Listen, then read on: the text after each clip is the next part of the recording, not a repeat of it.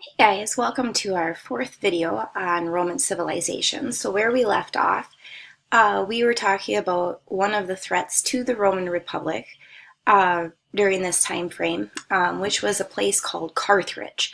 So we said Carthage was an area that was um, in control of northern Africa, a little bit of Spain, and their goal was to take over the Roman Republic and really gain control of the whole Mediterranean Sea. So he said there was a series of wars called the Punic Wars, which erupted between Rome and Carthage. The first Punic War, was started by Rome, who wanted to take over the island of Sicily. Okay, the second one is going to be started by Carthage, and the third is going to be started by Rome. So where we left off, we said that Carthage is going to lose the First Punic War simply because of the innovation that the Romans did with their navy. Okay, so we ended on this slide, and we were talking about how the Romans made their navy exactly like Carthage's navy, except for they added that nice little small movable bridge there that allowed them to enter the boats of their enemy, thus defeating Carthage in the First Punic War. Okay, now once they were defeated, okay, Carthage isn't going to give up. Okay, they're going to continue on. They're going to come up with a new strategy. Okay, so in their second strategy, we're going to start the Second Punic War. Okay, in the Second Punic War, they're going to realize, okay, that they can't sail directly into Rome, okay, because Rome is too strong. Okay, they can't cross the Mediterranean, they can't get to the island of Sicily, they can't go up the Tiber River. So what they decided to do is come from the other side. So they're going to come around through Spain and then try to flank them from the north and then take over. Okay, so they're going to enter into Spain. Spain is a pretty resourceful area at this time, so they have a lot of metals that they can use for different materials, jewelry, weapons, and so forth. Okay, obviously the Romans didn't want Carthage to rule any area over there, okay, because that's getting closer to Rome. All right, so Rome encourages the Spanish people to rebel against Carthage to kind of slow them down. Carthage is going to pick out their best general at this time, which was a guy named Hannibal, and they're going to send the majority of their troops to Spain. Okay, their goal is to get through Spain and then up and around and then enter Italy from the north. Okay, go through the Alps and then attack Rome. So they're going to try to flank them, catch them off guard. So Hannibal assembles this huge army, okay, with the good majority of his men coming, and they're going to start the Second Punic War once they enter Spain. Okay, now the Second Punic War, Hannibal is going to take his men, and interestingly enough, instead of using like a cavalry with the horses, they use elephants. Okay, so he took 46,000 men, 37 elephants into Spain. They go through Spain, they cross into the Alps, and now they're going to come down. Okay, so like we just mentioned, they're going to go from Spain to Italy, catch them off guard. Okay, the problem was going through the Alps. So the Alps is that northern mountain range in Italy. Okay, the Alps, if you know anything about them, are very high. I'm pretty sure they're the highest in elevation mountains in Europe. Okay, and the problem was they could go through the Alps, but it was bitterly cold. So as they go through the Alps trying to come down into Rome, he's going to lose almost all of his elephants, which is his main transportation source, and half of his soldiers. However, they are able to enter very close to Rome, okay, because they're still pretty strong and there's still quite a few men that are coming. Okay, Hannibal pushes towards Rome. So Rome is going to come up with a plan. Okay, they know that they're coming into Rome and they're going to have to fight. The Roman army at this time is very large. So they decide to split their army up. They left half of their army to protect Rome, and now they're going to send the other half of their army to Carthage. They're going to sail them across the Mediterranean Sea and go after them. Okay, Carthage, remember, sent all of their troops to Europe, so there's nothing protecting Carthage. So as Rome splits their army, and now they have half of the Roman army going into Carthage, now it becomes like a race. You know, who can take over whose capital first? Okay, so once the Romans get into Carthage and they're nearing the capital, okay, Hannibal and the rest of Carthage realizes that if they don't get back to Carthage, they're going to lose their whole empire to Rome. Okay, so what's going to happen? Hannibal is going to stop attacking Rome. He sends his remaining troops to Carthage to just save their empire, not the native land at this time, really just to save their civilization. Okay, so they go home to protect their land, thus they lose that Second Punic War. Okay, so in the Second Punic War, Okay, Carthage loses. A lot of times the punishment of losing a war is either you give up land or you give up money, which they did both of. So they had to give up all of Spain, okay, to Rome. They paid Rome a lot of money. Okay, Rome at this time now is going to be considered the supreme power in the Mediterranean because they own so much land. They own Italy, they own those northern or the southern border of the European nations, and now they're into Spain. Okay, so in the Third Punic War, this one's all about Rome. Rome still feels that Carthage could be a threat, even though they wiped out pretty much all of their navy and all of their foot soldiers at this time. So Rome is going to take advantage of this, and they're going to invade Carthage and simply destroy it. That's their number one goal. Okay, Carthage doesn't have much to fight with, so they easily lose that Third Punic War, and Rome is going to take over all of Carthage. Since the Roman army is so strong, they're also going to take those armies and they're going to spread outwards. So this is the time where Rome went into Greece and took them over, and now they're going to start turning their sights into Asia. Okay, so Rome, we can notice, is getting very large, mostly because of their army, and they still have a pretty good way of ruling their land. Now, the problem with war, so they were able to gain a lot of land, which equals money and power. The problem is war destroys land. Well, if you're destroying the land, the workers really can't do much. You know, one of the main jobs at this time is farming. Okay, well, if you're fighting a war on the land, the farmers can't grow any crops, and most of them are in the military. So you're not producing anything, and the people have no money to make. Okay, so this gap between the rich and the poor is going to grow. Okay, so we had this problem before because we had that small percentage of patricians, okay, who were the ruling class and owned a lot of the land. Okay, and now we have the poor class becoming even more poor. Okay, so farmers are going to be in financial ruins. Cities are going to become very overcrowded, and this problem between the rich and the poor is going to erupt into more conflict. Okay, at this time, we know that the patricians, while sharing the power with those plebeian voters, the patricians are still the ones that are controlling the government. Okay, so the upper class still have that upper hand. They're in the Senate, they're the leaders, they deal with the financials. Okay, and the problems are just going to continue.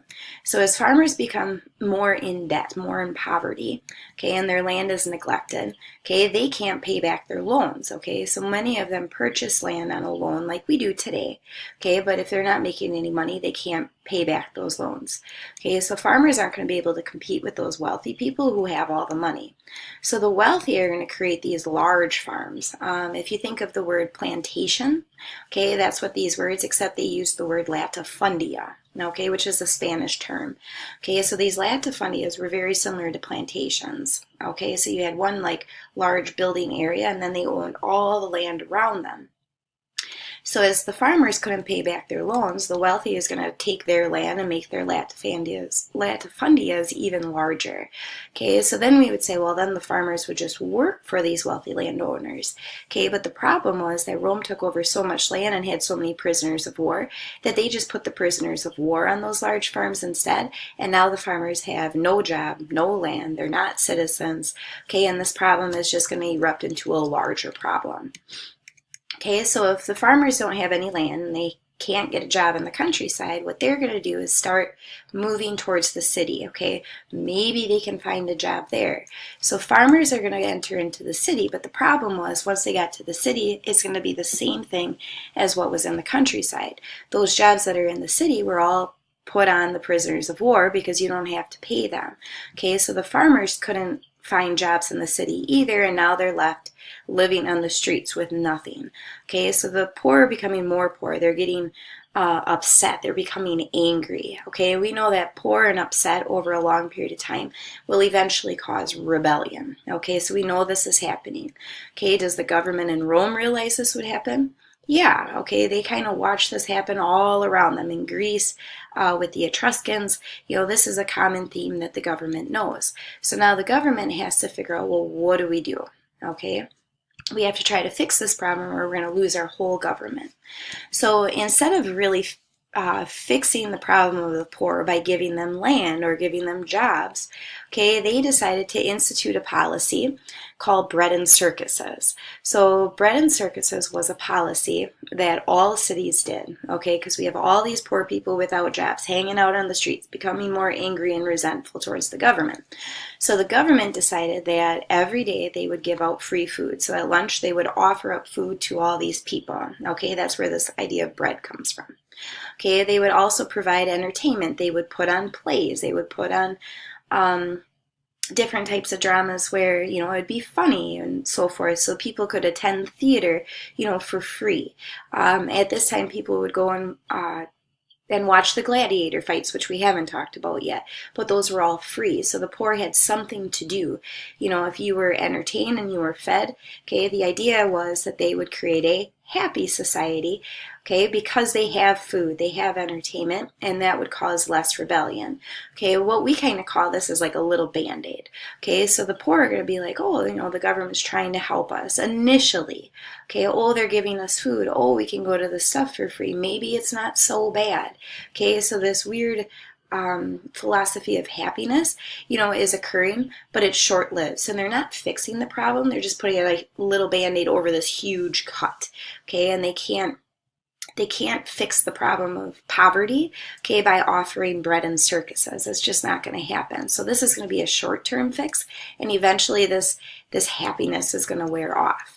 Okay, some leaders in the government are going to realize that this isn't like a long-term solution. So there were two brothers in the Senate called Tiberius and Gaius Gracchus. They believed that the problems were caused really by these landowners, those that own the latifundias. They were too strong, too selfish. Okay, so they're going to go into the Senate and they're going to speak on the side of the poor. They're going to say, the latifundia owners, you have all the money. How about we take your latifundia and give some of that land back to the poor? If the poor is given land, they become citizens, they make money, they can pay their debts. Okay, the economy is going to start rolling. Okay, this is their solution, and really their solution probably would work. Okay, so they're going to appeal to the Senate. Problem was the Senate members are also the wealthy latifundian owners. Okay, so those that own the latifundia are those in the Senate. So when Tiberius and Gaius Gracchus said, let's give up your land and give it back to the poor, they're going to be like, why? I don't have any problems. Why am I going to give my land to these people? Maybe they should work harder. Maybe they should try harder. Okay, well, the Gracchus brothers didn't give up. So essentially, the Senate had both of them killed, okay, to kind of stop that complaining in the Senate. So Tiberius and Gaius Gracchus were killed to kind of like silence them, okay, because the Senate didn't want to give up their land. Okay, so this is going to be where the Republic really enters this dark time. Okay, the Senate is going to start breaking their own rules. They're not punished because they are in control of everything, including like the judicial, system. So they're not going to be, arrested for murder. Okay, everything's going to be pushed under the rug like nothing actually happened. Okay, so as time goes on, the army is going to realize that they can gain a lot of power at this time too. Okay, so the military leaders are going to start entering into the government. So different military generals are going to start becoming the consuls. Some are good, some are bad. So Marius is going to be a general. I know his statue looks a little creepy there. Okay, he was a consul from the plebeian class. He's going to try to create jobs for the people. So what he's going to do is change the army. He's going to say, instead of having a citizen army, because our citizens are now going away because nobody owns land, how about we make it a professional army?